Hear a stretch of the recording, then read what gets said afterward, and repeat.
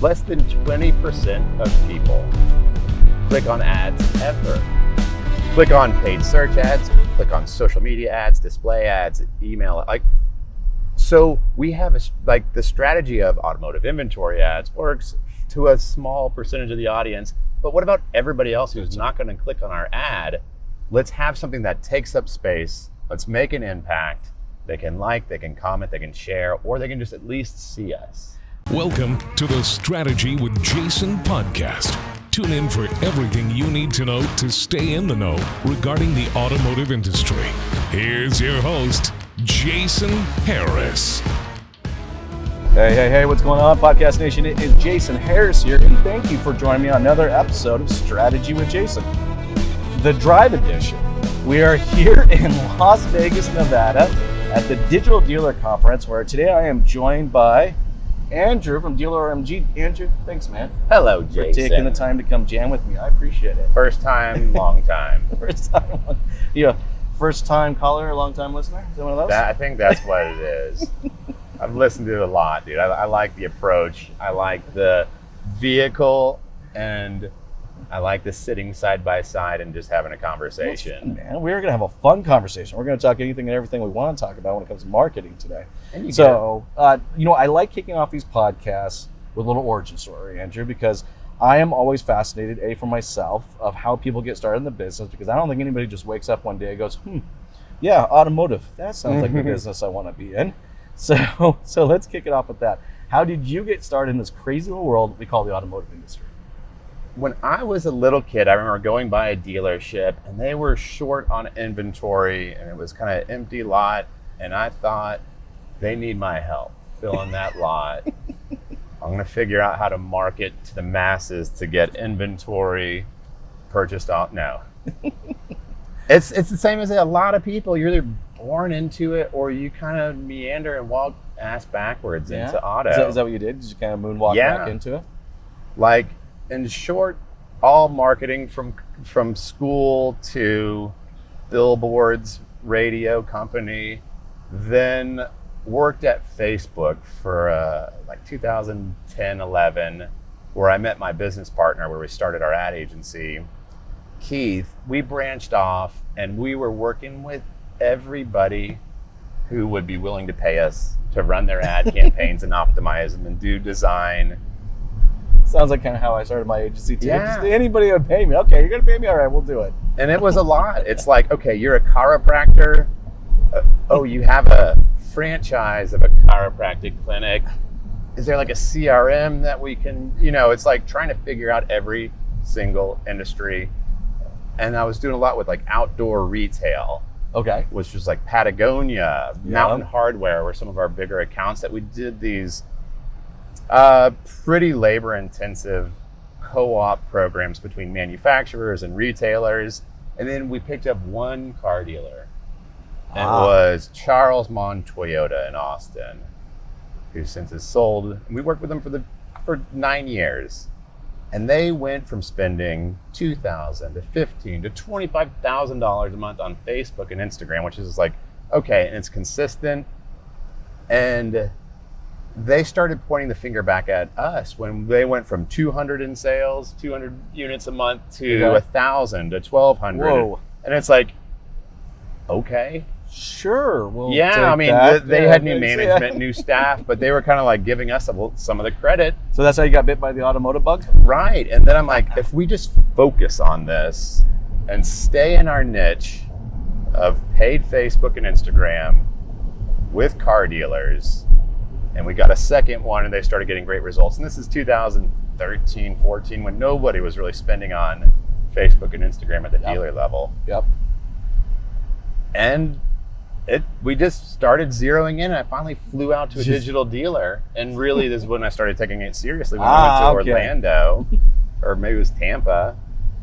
I remember that. Yeah. I sat next to one of our dealers who was like the marketing director, and I bought him some Bloody Marys on a Southwest flight. I'm like, okay, what's the difference with your internet department and the BDC? And he would tell me a little bit about that. I'm like, they're kind of similar. Okay. Yeah. You guys sell new units and you lose money per car you sell. "How are you still in business?" Okay. Then you went through all of it? Yeah, and he Nice. just told me how a dealership operates, and I'm still learning. That guy just blew through a red light completely.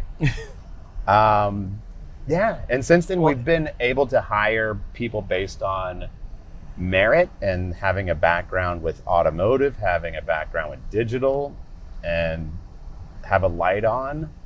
So yeah, it's fun. It's like marketing has been. I originally went to school for marketing. I thought I was going to come up with the next bum, you know, and then I got sucked into the car business. I never even finished college. I was like, oh, okay, this is great, right? Overrated. But yeah, there's just, especially in the early 2000s, mid 2000s, and up to 2015 or so. It's just like it was kind of the wild west. There's always something new coming. You know, it's just like, you know, when Google was always bringing out some type of new format, and then Facebook came out with this thing called Ad Manager, and then they had 12 different type of ad formats, and then came out with lead ads, and it was just so much fun and so exciting, right? But the one thing that really bugged me when I started the agency, our biggest goal was that we wanted to be a very creative first agency. And I found out very quickly, and I was a dealer principal, and then I sold those, and I went to the dark side, became a vendor. And I couldn't get dealerships to pay for creative. But and honestly, as an industry, we've been able to run kind of subpar creative, and it worked. Like, you know, just $250 biweekly, that worked, you know. But now I feel like the times change. So many different targeting parameters have changed, our audiences have changed, and now I think the biggest differentiating factor for a lot of agencies is going to be the creative. So I'd love to kind of get your take on that. It was like how important creative is going to be to a dealership's marketing strategies over the next few years. I feel like you are the Canadian version of me. Most people think I'm Canadian. I only lived there for 15 years. Oh, okay. I was born in Boise, Idaho. Okay. So it's always funny when I was there, because I come down here to speak at events, and they introduced me as the Canadian, but then when I was there speaking at events, they introduced me as the American. So I have no idea what I am. well, you're the Idahoan version of me. Yeah, 100%. Creative, it's also, you know, it can help separate your agency if you've got a creative shop, but it's going to also separate the dealership. Yes. And when we're looking at paid social or even like display campaigns, when everybody's running the same exact thing, like I just saw I saw Facebook do a presentation just at Digital Dealer a minute ago where something like 80% of the impressions are AIA, automotive inventory ads, just carousels showing your inventory and your price, compared to branding, compared to retargeting conditionally, all these things where all the budget going to AIA is because it's easy. Yes. It's easy 100%. to set up. Well, it's not easy to set, but once you figure out how to set it up, it's easy to do that across a lot of dealerships. And what it does is it drives what a lot of dealers are conditioned to look at as their key performance indicator, which is VDP traffic. Yep. Okay, cool.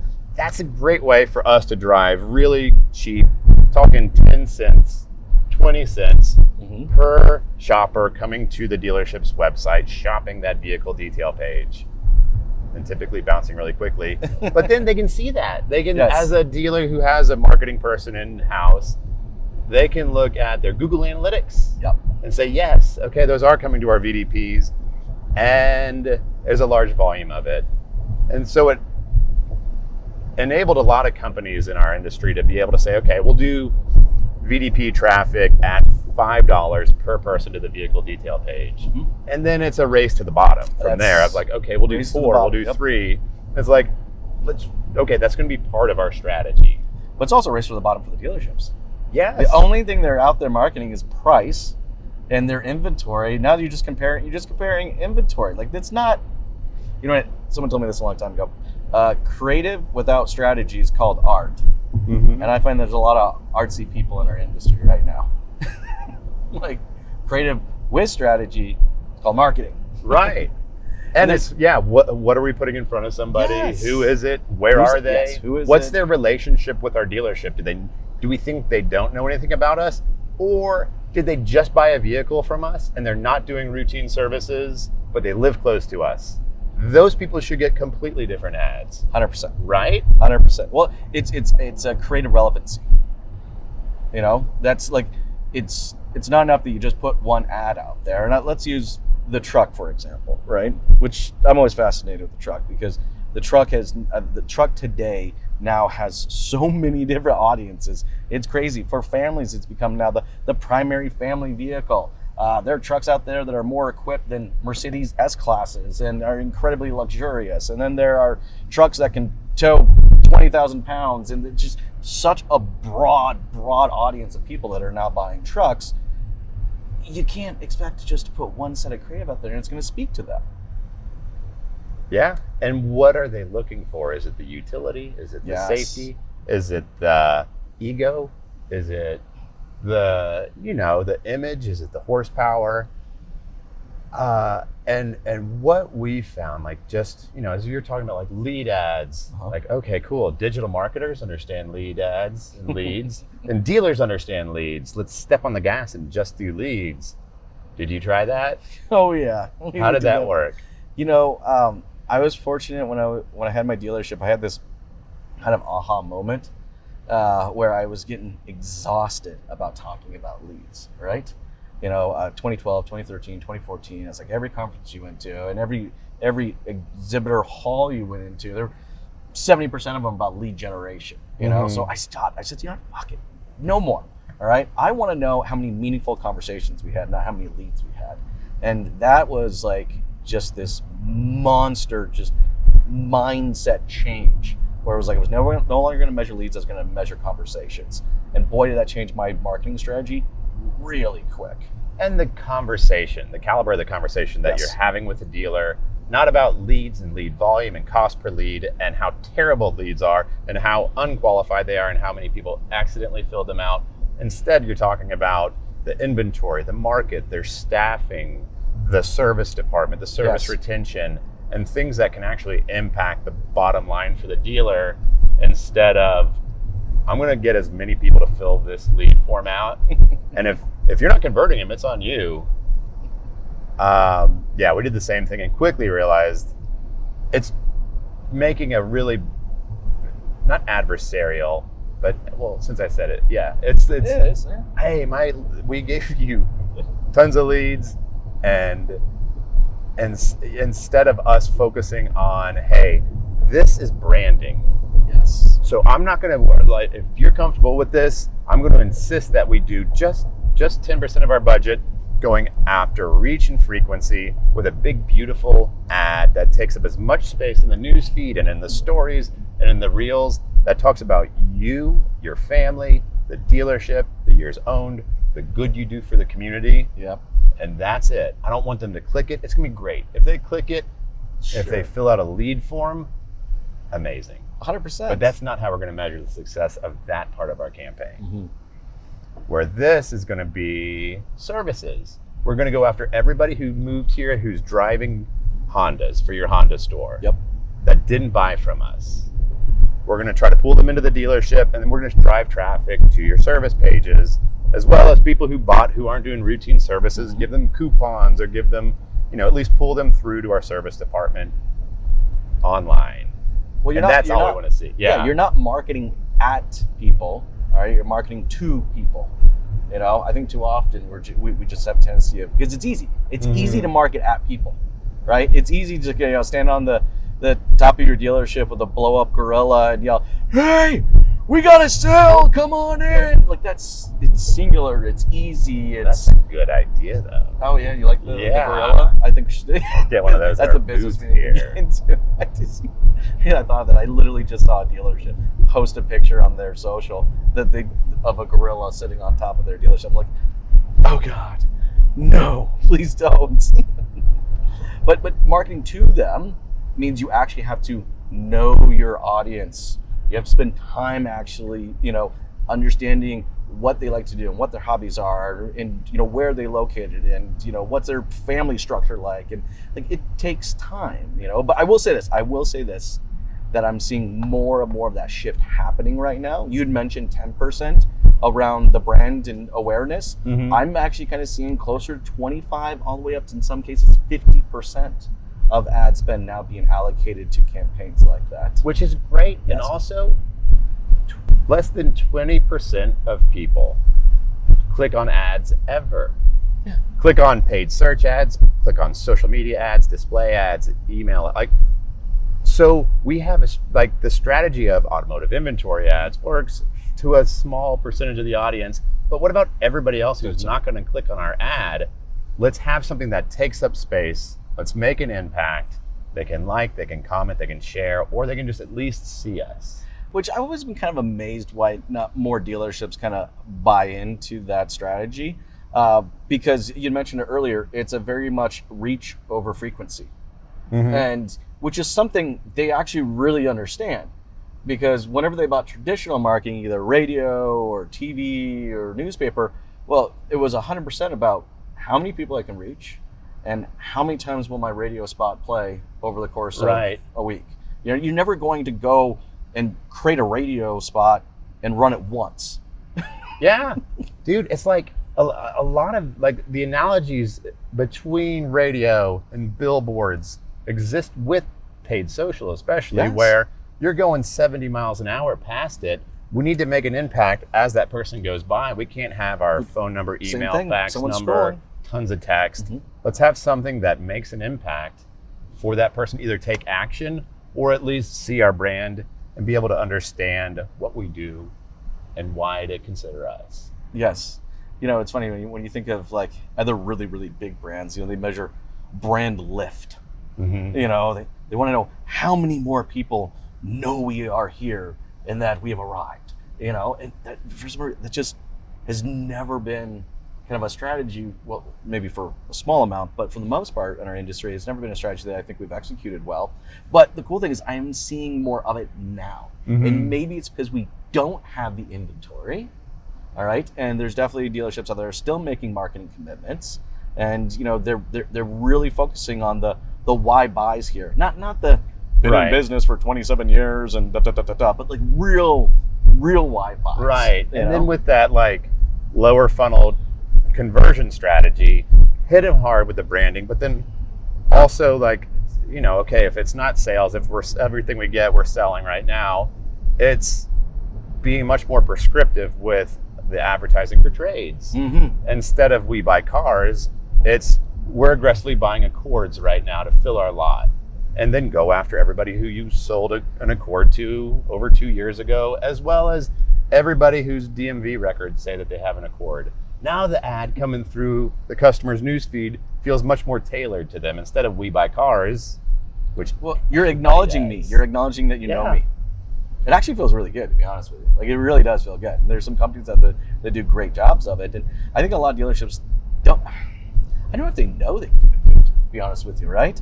I think there's some that just like to hit the proverbial easy button. Mm-hmm. Inventory ads, Then I think there's some that are just simply not aware that is something that you can do, even at a small dealership in Boise, Idaho, So here's a question I have for you. Because I'm seeing a lot of dealerships right now, let's say, restart their marketing dollars. I'm seeing the dollars start to flow again, right? But I find that they are being more strategic about restarting, right? They're not going to have the same big budgets that they had before. So they're looking, it's where do I start? Where do I put my money? So for any dealerships that are watching and listening right now, what would you recommend, they start? Where should they start in reactivating their marketing efforts? I'd have a consultative conversation about what your store needs. Mm-hmm. There's a set formula of different options, and you have a couple arrows in your quiver to say, okay, you're a rural CDJ store. Here's what we're seeing with the other CDJ stores that are a little smaller, that do under 300 cars a month. Here's what we're currently doing, but let's talk about your store. Are your bays full for services? Do you guys have more room? Do you guys need more techs? Okay, let's go after people who graduated blue collar trade schools, and let's start to fill up the tech. Do you guys need more specific types of inventory? I know you guys will take any kind of inventory, but let's talk about being prescriptive. I'm going to go after everybody who drives a Ram in our market. So that's where, and that those types of audiences too. It's like if somebody, all the past customers who are not doing routine services, that's maybe 3,000 people. Yep. And instead of us putting $8,500 into it, it's 3,000 people at a $10 cost per thousand. I shouldn't have started doing math publicly, but that's $30, I think, to reach them one time.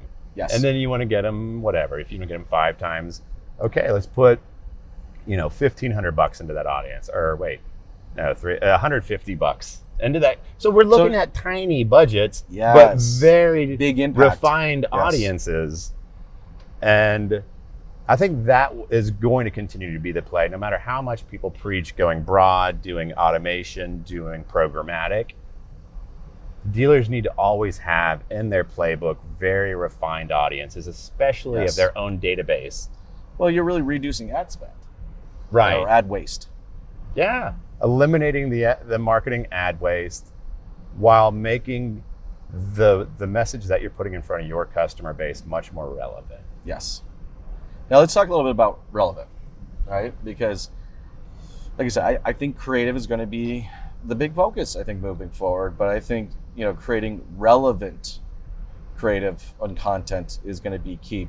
What are some great examples you've seen out there right now? Of people coming up with good, relevant content, like from the organic side at the dealership. Mm-hmm. There's a handful of dealers we work with that has somebody in-house that gets like TikTok. Yes. And gets content and has a lack of fear of doing it, where instead of us, you're familiar with like a collection ad, but having the dealer introduce either the dealership or do a walk around and an introduction to the 2023. Mm-hmm.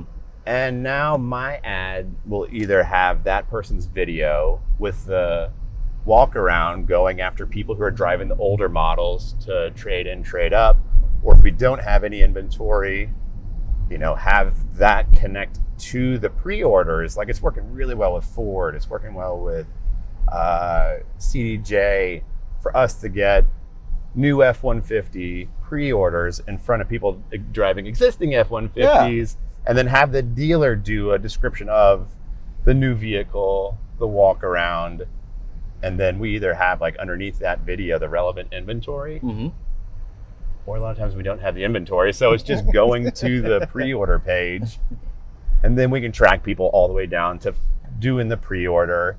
And now we have some relevant data of here's what it costs for me to reach somebody, here's what it costs for us to get somebody to start the pre-order, and here's what it costs to get somebody to complete the pre-order. Well, that's very relevant and intentional, which I think is key right now. Andrew, I know, look, we're at the tail end of our conversation here because we're literally pulling right up to the hotel. But hey, before I let you go, though, for everyone out there that's watching and listening right now who would maybe love to connect with you or learn more about the company, what's the best way to do so?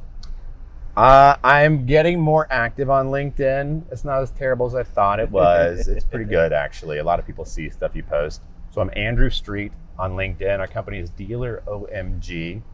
Used to be Online Marketing Group, and now it's just straight up OMG. Or reach out at andrew@dealeromg.com. Awesome. Andrew, thank you so much, man. I appreciate it. It was enjoyable. Thanks for tuning in to the Strategy with Jason podcast with your host, Jason Harris. Don't want to miss new content? Be sure to check out the full podcast library at strategywithjason.com to stay in the know. Remember to like, comment, and subscribe. Happy podcasting.